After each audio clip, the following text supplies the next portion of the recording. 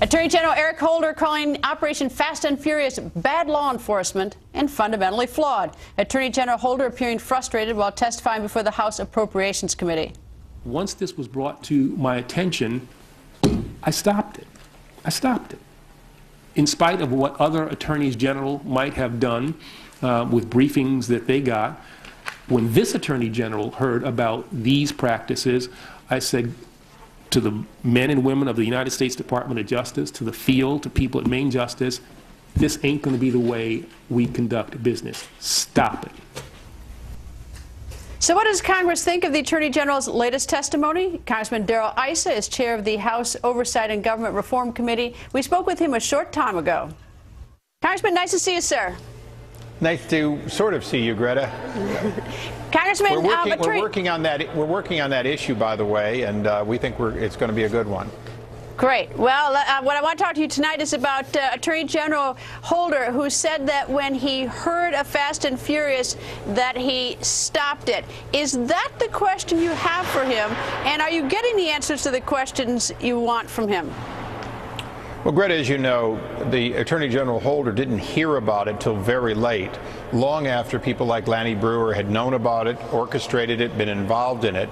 So, you know, our investigation has always been to make sure we find out who was responsible and how to stop it. But as you also know, Eric Holder, although he said this was fundamentally flawed, in his testimony before Appropriations, he really implied that you could do this same thing better. And Lanny Breuer on February 4th, the same day we were getting a document that said they never let guns walk, was in Mexico trying to negotiate a new gun walking program. All right, well, this is getting really insane because Lanny Breuer is high enough in the Justice Department, he probably could have stopped it himself, or he could have walked 5 feet into Attorney General Holder's office and told him about it much earlier. That's the first problem. The second problem is that Attorney General Holder has been up on Capitol Hill, and it seemed to me that basically 2 lines of questions. Who is the highest ranked person in the government who authorized Fast and Furious? That's the first question.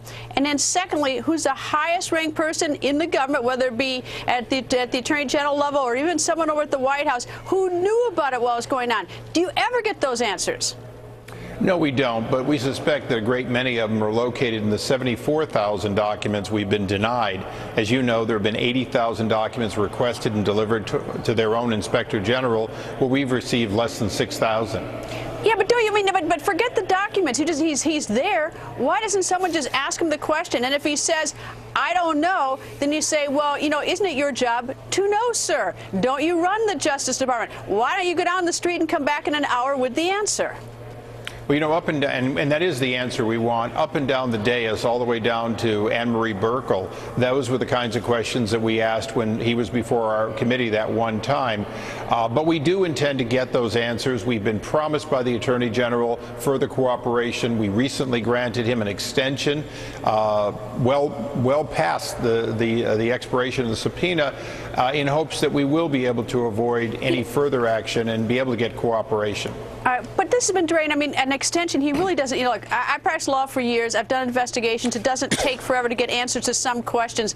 That one seems reasonably simple. But the reason why dragging this on is so painful to the family of the agent who was killed, the border agent, and to many Americans is because whoever made the really dumb decision to go forward with Fast and Furious may still be in the federal government making more dumb decisions. And we just need to get that person out of that position. And the longer this gets dragged on, that person's in a position to do other stupid things. Well, exactly. And the highest ranking person who we know was involved, who had a role, was Patrick Cunningham. He's resigned and said that he intends to take the fifth. So we go up to a point, but as the evidence we have shows, Lanny Breuer needs to really answer fully about what he knew, when he knew it, and why, with the evidence we know that he knew a lot earlier, he didn't recognize that this was as deeply flawed as his boss said it was the moment he saw it. All right. Let me ask you just one more question. Have you put the question to Attorney General Holder, did you, sir, authorize Fast and Furious? Have you put that to him? We have, and he said he did not. Additionally, he said he did not know about it to the famous few weeks, few months answer. We take the Attorney General at his word. The problem we have is we can't take that this is finished. We have to see it to its conclusion, and the conclusion has to be on behalf of Brian Terry's family, those responsible losing their jobs. But more importantly, we need to make sure this can never happen again, and that assurance is a long way from being granted. All right, well, if he didn't authorize it, does he tell you who did? And does he tell you whether or not anyone, for instance, I don't know, at the White House knew about it? Because this whole investigation is like, there seems like an awful lot of dodging, you know, only because I don't hear the straight answers. There may be a good explanation, but I don't hear them. Well, straight answers have been hard to get. We have had some denials, limited, but some denials about what the president would have been told or not told. We've been told he didn't know. Unfortunately, we've also had executive privilege claimed more broadly than ever in history. They're essentially saying work product to be honest, about whether to tell us the truth or not, and how they felt about our investigation and what cover-up may have gone on. That's all being considered executive privilege. It's one of the areas that we have to get those documents, because we have a right to know who orchestrated telling us a lie in the February 4th document. And more importantly, we've got to hold people accountable. The public understands that. Attorney General Holder, when he said our hearing was fair, was also admitting that people have to be held accountable. He just said he's waiting for the IG's report. We are too, but we have to at the same time pursue the investigation we've been doing, hopefully to a close very soon. Congressman, thank you, sir.